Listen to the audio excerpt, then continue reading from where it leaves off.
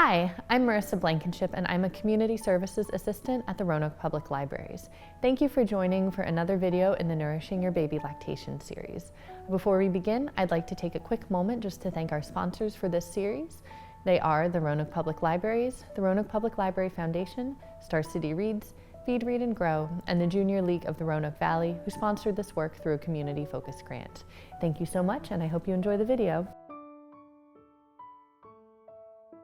Hi, I'm Lisa Strickland, and I'm a lactation consultant in the community and in the hospital. And I'm here with Erin to discuss nutrition for moms and babies today. Hi, my name is Erin Vandelin, and I'm the owner and lactation consultant of the Breastfeeding Center of Roanoke. And we're so excited to talk to you about nutrition because it is something that is so important from the building blocks of human development throughout the lifespan. So Lisa, as a lactation consultant and a nurse, what do you have to tell us about baby's first foods and nutrition? Well, how you feed your baby is your choice. And with a newborn, you have two choices, breast milk and formula. The American Academy of Pediatrics recommends breastfeeding for about 6 months exclusively. Last year, the American Academy of Pediatrics released their policy statement to be more in line with the World Health Organization. They support breastfeeding along with appropriate complementary foods added around 6 months for 2 years or beyond. So I've heard people say that breast milk isn't good after a year, that it turns to water, or that once a baby's old enough to ask for it, they're too old to have it. How would you encourage moms that there are benefits to extended breastfeeding? Well, breastfeeding meets a number of needs outside of nutrition, but focusing on nutrition, breast milk continues to change as your infant becomes a toddler. Studies show that while breast milk is mostly the same after a year, the amounts of protein, energy, and fat actually increase. Breast milk also contains antibodies that help protect your toddler from illness during any time the breastfeeding relationship continues. The saying goes, as long as it's mutually desired for mom and baby, it's the right choice for you guys. So even though there are so many benefits for extended breastfeeding beyond your baby's first birthday for the baby, I understand there are also benefits for breastfeeding for the moms. And some of those would include reducing the risk of breast cancer, ovarian cancer, diabetes, hypertension, obesity, and even heart attack. According to the Academy of Breastfeeding Medicine, the risks are reduced even more the longer you breastfeed. But after 6 months, breast milk or formula isn't enough. We need to start supplementing or giving complementary foods to our babies. Erin, how do you recommend introducing solid foods to your baby? Introducing solid foods is a gradual process. As your baby starts to take more solid foods, your baby will take less breast milk. Traditionally, purees are a great way to introduce solids to your baby as they try new textures and new things. Offering just teaspoons of food initially at mealtime and transitioning so that baby is eating a variety of foods and eating more and more foods as well. Great. How did starting solids and weaning breast milk look for your family? Well, as our babies reached closer to a year, it was a transition period. For our first, we very much followed the rules. There was a lot of structure where we introduced different things. And part of that was just as a new mom, it was all very overwhelming to me. Mm-hmm. What could we give them? What couldn't we give them? What are the best things to offer first? With our second and third child, we were living overseas and we didn't have access to grocery stores with aisles and aisles of baby products. And so around that same time, we were also introduced to La Leche League's philosophy. And basically, one of the points says good nutrition means eating a well-balanced and variety of foods as close to their natural state as possible. So initially out of necessity, and then based on philosophy, we tried to apply that philosophy to our whole family. And it was something that, as a whole family, we ate whole foods, we ate naturals, we didn't eat things that were packaged or artificial. And it was something that was good for my other children as well as for my children's parents. What are some things that new moms could consider about their nutrition? I've heard things such as you have to drink the pink Starbucks drink, or you have to have this particular body armor drink to recover from postpartum, or to make ample milk for your baby. What do you say to things like that? Yeah, well, water is important. Moms need to drink about 12 to 16 cups of water a day, which is definitely more, but not a ton more. What's equally as important is to drink to thirst. So a good rule of thumb is that every time you sit down to breastfeed, to use that as a reminder to have a glass of water. Well, when I lived in the Dominican Republic, I know that there were a lot of cultural beliefs about what you were supposed to eat.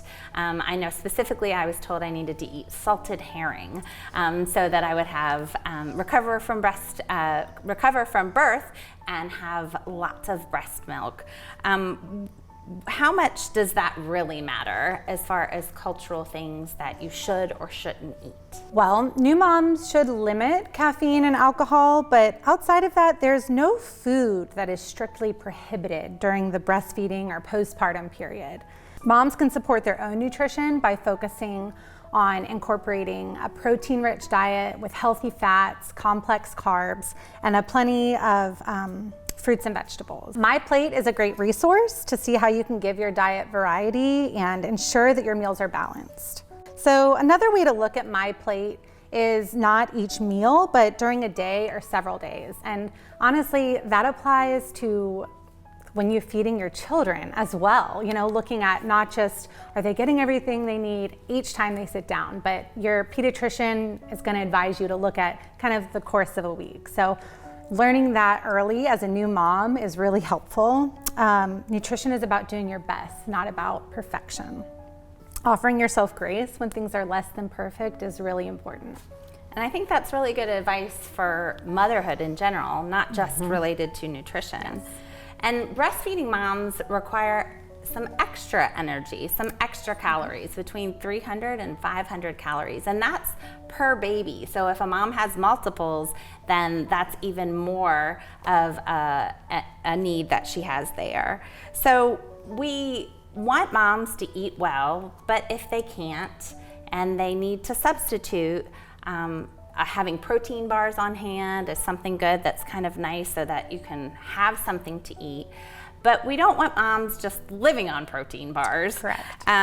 Even though it is a way to assure you're getting some nutrition while you're trying to keep the tiny humans alive. Yes.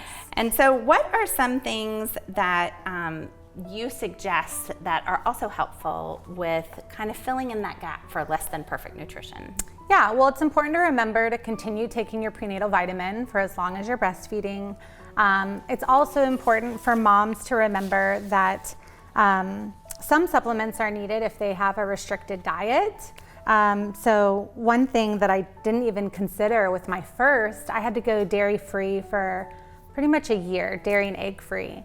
And it never dawned on me that I was completely lacking in calcium in my diet, and I wasn't supplementing it beyond my prenatal vitamin.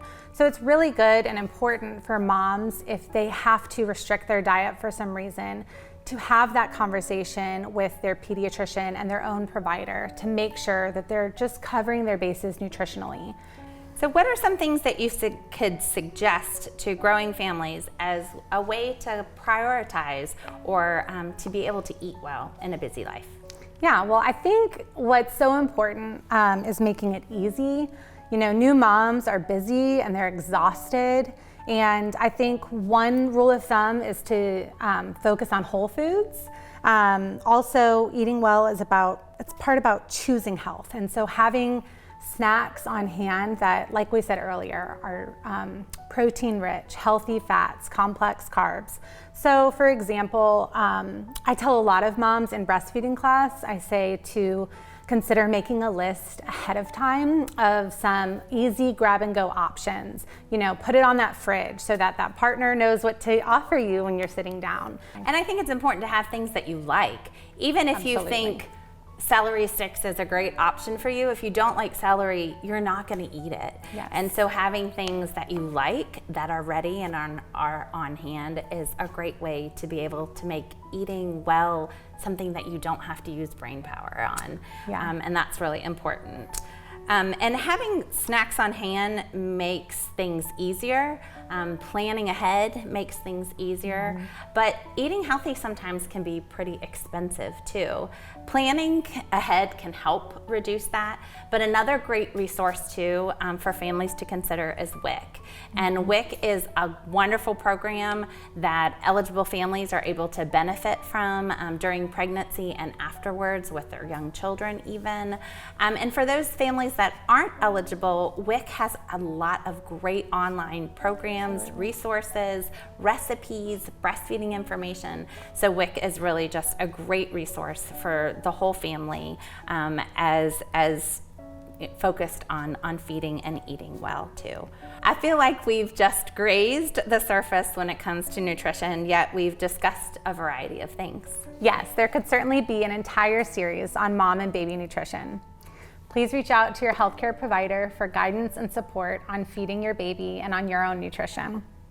Lactation consultants are a great resource as well as you navigate these early days of feeding your baby. And you can reach Lisa and I in our private practice. Lisa is with Little Loves Lactation, and I am with the Breastfeeding Center of Roanoke. If you will stay tuned, we have a great video for you to watch about how you can start solids with making baby food for your own baby.